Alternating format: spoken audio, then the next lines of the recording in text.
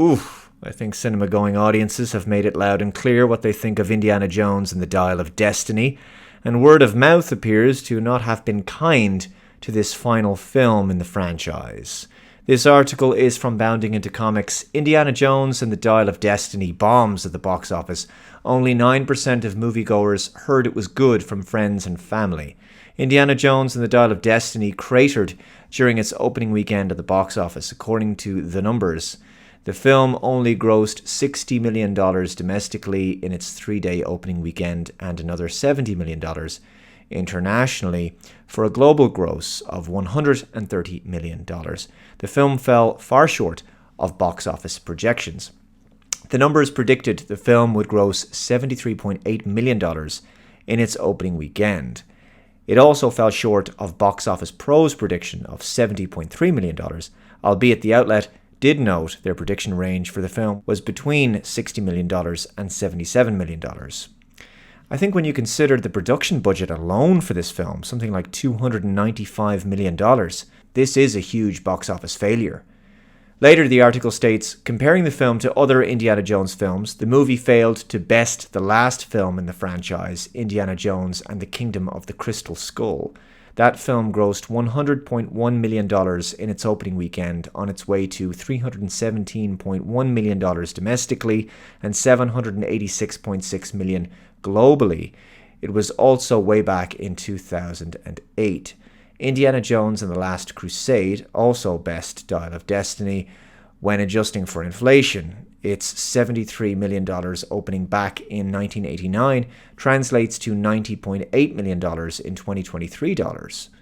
Temple of Doom's $25.3 million opening in 1984 also trounced Dial of Destiny. In 2023 dollars, that's a $74.1 million opening. Later in the article it says, as for why the film did so bad, it appears audiences did not like it, despite an 88% audience score on Rotten Tomatoes, which calls into question the reliability of the Fandango-owned website. Deadline reports that a ComScore Screen Engine post-track exit poll reveals that only 9% heard it was good from friends and family. The movie's cinema score also came in at a paltry B+. For comparison, Fast X also received a B+, and The Flash received a B. So, relatively speaking, when compared to previous films in the series, Dial of Destiny is a flop by some margin, especially when you consider that this is the biggest budget film of all of them. So, a quick look at some other headlines. This is from The Guardian. Indiana Jones and the Dial of Destiny struggles at global box office. Analysts decry disastrous result as Harrison Ford's Hollywood blockbuster takes $130 million on opening weekend. Deadline has the following: Indiana Jones and the box office of Doom. Why Dial of Destiny at $60 million opening isn't setting records for franchise finale. Digital Spy has this: Indiana Jones 5 disappoints with soft box office debut. It made less than Kingdom of the Crystal Skull's opening weekend.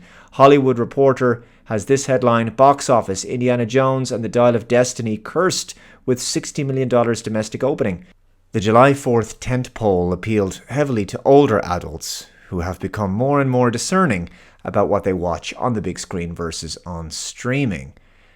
It certainly feels very much as if the intention behind making Dial of Destiny for Disney was to use it as a vehicle to have a strong female Mary Sue feminist character who steals the limelight from the older male character, which is a typical trend in Hollywood movies of late, and in so doing, it subverts fan and audience expectations, an all too common occurrence in cinema these days.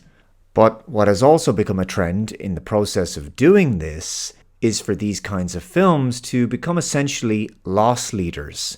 Ant-Man and the Wasp: Quantumania, Dial of Destiny, and throw in the new TV series Secret Invasion, which isn't exactly wowing fans right now.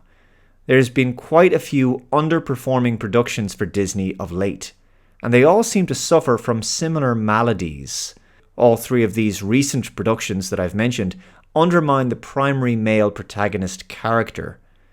There are 3 female characters who frequently overshadow Scott Lang in Ant-Man and the Wasp: Quantumania: his daughter, his girlfriend, and his girlfriend's mother. And in Secret Invasion, it's not so much that anyone else overshadows Nick Fury so much as he's just berated and scapegoated continuously to the point where it just becomes hard to watch this once great character receive such hostile and obnoxious treatment. He's deserving of so much more respect. The fans of these beloved characters and franchises have spoken with their wallets and their criticisms. Give the people what they really want. Because this isn't working. As far as Indiana Jones and the Dial of Destiny's poor box office performance goes, it comes as no surprise. Anyway, that concludes this video. Let me know your thoughts in the comments below. Be sure to subscribe for more if you haven't already. Hit that like button. Take care, and I'll see you in the next one. Bye-bye.